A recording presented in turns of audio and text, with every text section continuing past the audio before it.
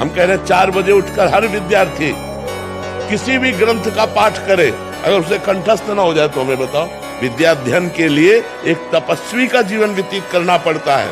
ब्रह्मचारी, पवित्र आहार, समय से उठना, समय से सोना, और आप फेल हो जाओ तो हमें बताओ।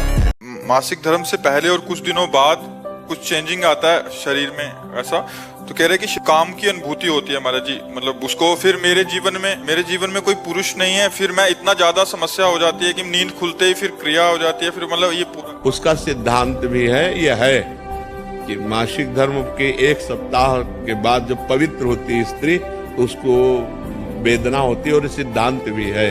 तो अब उसको सहना पड़ेगा। जब पति नहीं है तो व्यभिचार की आज्ञा तो शास्त्र देता नहीं है, फिर राधा राधा राधा राधा रटकर ब्रह्मचर्य धारण करना चाहिए। तो हमें लगता है कि या तो पुरुष का वर्ण कर ले, किसी सदपुरुष का वर्ण कर ले और अपनी गृहस्थ धर्म से रहे, और या फिर उसको सहन करके ब्रह्मचारी बना रहे।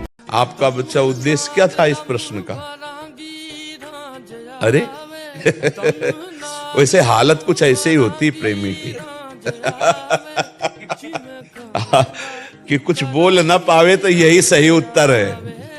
प्रेम का उत्तर सही क्या है? मुंह का स्वादनवत, कुछ बोल न पावे तो यही उत्तर है, प्रेम का सही उत्तर।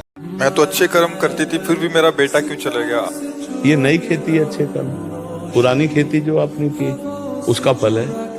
तो इस जन्म के अच्छे कर्म का इस जन्म में कुछ भी फल नहीं है। इस जन्म में अगर सही ढंग से अच्छे कर्म हुए होते तो पहली बात तो शोक नहीं होता, और दूसरी बात कि कुछ न कुछ अच्छे कर्म हुए तभी आप यहाँ बैठी हो और आपको समझाने को मिल रहा है और आपको भगवत मार्ग मिल रहा है। 1.5 साल से सत्संग सुन रहे हो। नहीं, ऐसे दुख होते हैं कि वो तो गया, अपने आप को भी नष्ट करने की भावना बन जाती है, नहीं बन जाती? तो हाँ, तो पुण्य ने तुम्हें बचाया।